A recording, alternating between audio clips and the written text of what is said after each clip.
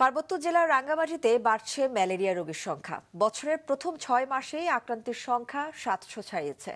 বিশেষ করে জেলার সীমান্তবর্তী 4 উপজেলায় রোগের প্রাদুর্ভাব বেশি। রাঙ্গামাটি জেলা রিপোর্টার শঙ্কর হোরের পাঠানো তথ্য ও ছবি নিয়ে ডেস্ক রিপোর্ট।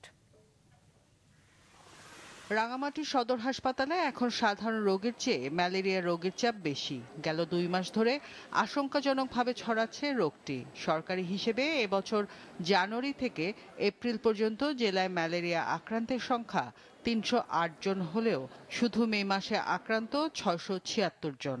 এর মধ্যে দুর্গম সীমান্তবর্তী উপজেলা বাঘাইছড়ি, বিলাইছড়ি, জুরাছড়ি ও বড়কলে ম্যালেরিয়ার প্রকোপ বেশি। আষাঢ় শ্রাবণে 2 মাসের মধ্যে এই সময় বর্ষাকাল পরে, তো বর্ষাকালে বেশি মানে মশা বাইর হয়, হয়তো মশা কামড়ের ফলে ম্যালেরিয়া হয়। আর যদি নালা জ্বর এগুলো আনিয়ে দিয়ে ম্যালেরিয়া জ্বর পরীক্ষা ম্যালেরিয়া ধরা হয়েছে। পরীক্ষা করে তো ম্যালেরিয়া আছে আর এখন প্রস্তুতি দেশে।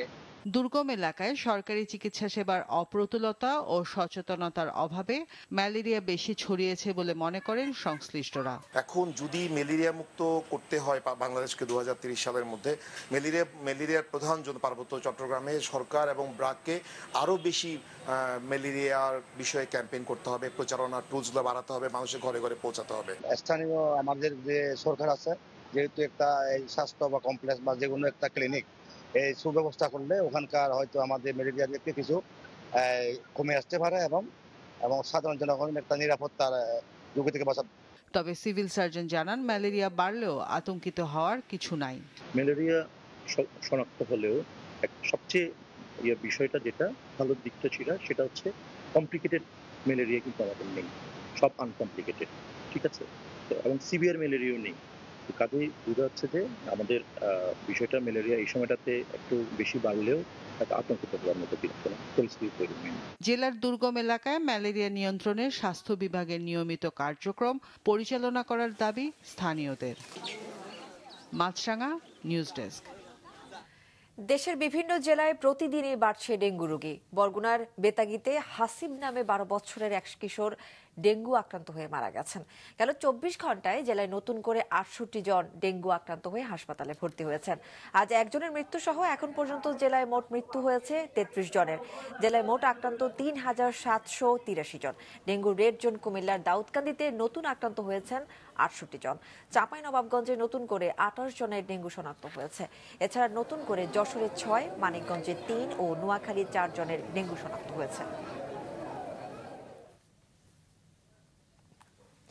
ঢাকা সিলেট মহাসড়কের ব্রাহ্মণবাড়িয়া অংশে তীব্র যানজট ধীরে ধীরে কমে আসছে, তবে এখনও পুরোপুরি অবসান ঘটেনি।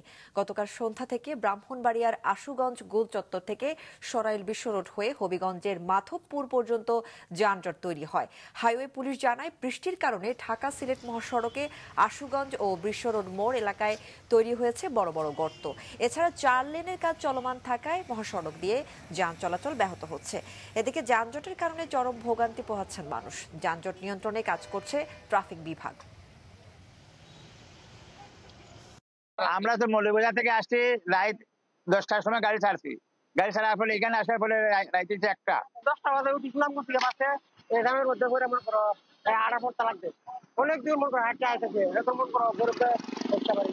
মনে রাস্তা যতটুকু সম্ভব রাস্তা ভাঙ্গা, এই কারণে আমরা জামটা বেশি বুক করতেছি। আমরা ঘন্টায় ঘন্টা জামা পরে থাকি এবং কালকে আসরতে জামা পড়ছিলাম ঢাকা বসুন্ধীর থেকে, এমন মন্দির বিশ্ব রাইতে আমার প্রায় 9টা বাজছে।